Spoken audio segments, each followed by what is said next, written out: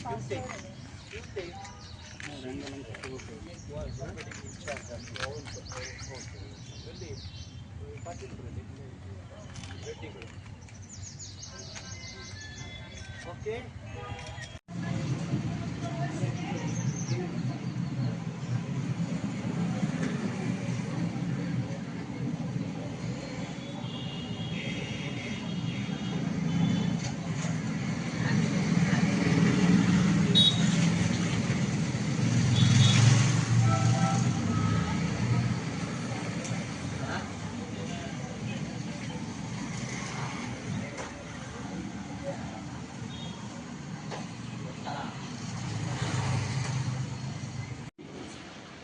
Chairman ಮೂರ್ತಿ trust ಇವ್ರಿಗೆಲ್ಲ ಈ ಹಸುಗಳ ನೋವು ಗೊತ್ತಾಗುತ್ತೆ, ಯಾಕೆ ಬೇರೆಯವ್ರಿಗೆ ಗೊತ್ತಾಗಲ್ಲ ಅಂತ ಕೇಳಿ ನಂದೊಂದು ಪ್ರಶ್ನೆ.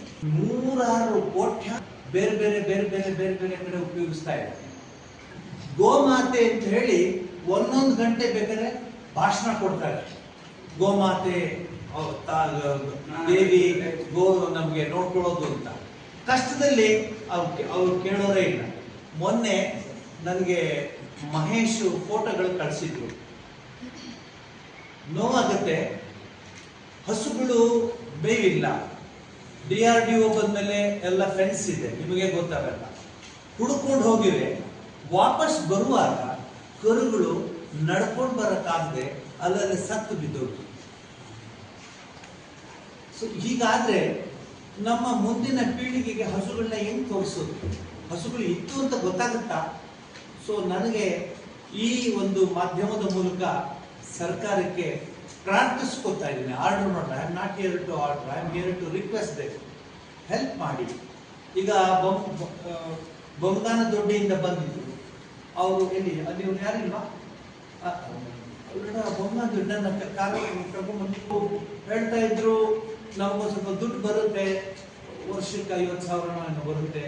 ನಾನು ಅದೆಲ್ಲ ನೋಡ್ಕೊಳಕ್ ಹೋಗಲ್ಲ. ಅವ್ರು ಕೇಳಿದ್ರು. ಸೊ 50,000 ರೂಪಾಯಲ್ಲಿ 500 ಹಸುಗಳಿಗೆ ನೋಡ್ಕೊಳಕ ಹೇಳಿ ನೀವೇ. ಈಗ ಮೊದಲಂಗಿಲ್ಲ ರೇಟು. ಈಗ ಒಂದು ಟ್ರಕ್ ಲೋಡು 10-15,000 ಹೊಟ್ಟೋಗುತ್ತೆ. ಆಮೇಲೆ ಎಲ್ಲಿ ಸಿಗುತ್ತೆ ಹುಲ್ಲು ಎಲ್ಲಿ ಸಿಗುತ್ತೆ? ಕಣೆಕಲ್ಲು ಆಂಧ್ರ ಪ್ರದೇಶ ಕಡೆಯಿಂದ ತಗೊಂಡ್ಬರ್ಬೇಕು. ನಾವು ಸ್ವಯಂ ಸೇವಾ ಸಂಸ್ಥೆಯವರು ನಾವು, ಅದೇ ನಾವು ಮ್ಯಾನುಫ್ಯಾಕ್ಚರ್ ಮಾಡ್ಲಿಕ್ಕೆ ಆಗಲ್ಲ. The fodder cannot be manufacture, it has to be collected, purchased. ಅದನ್ನು ತಗೋಬೇಕು.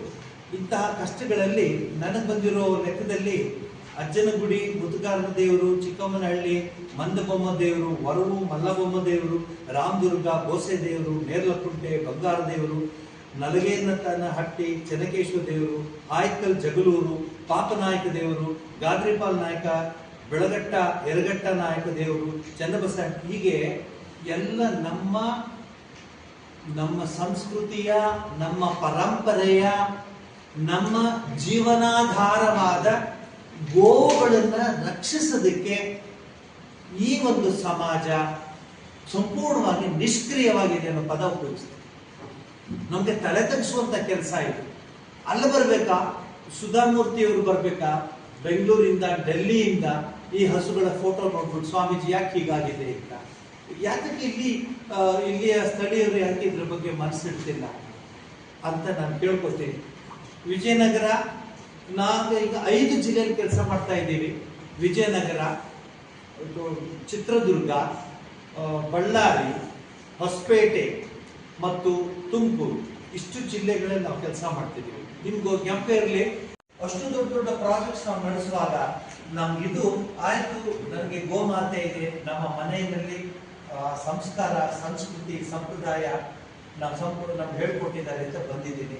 ಮೊನ್ನೆನೂ ನಾನು ನೋಡಿದೆ, ಮುತ್ತುಗಾರನ ಹಳ್ಳಿನಲ್ಲಿ ಬಹಳ ಕ್ಷೀಣಿಸೋಗಿದೆ ಹಸುಗಳು. ಹುಲ್ಲಿಲ್ಲ.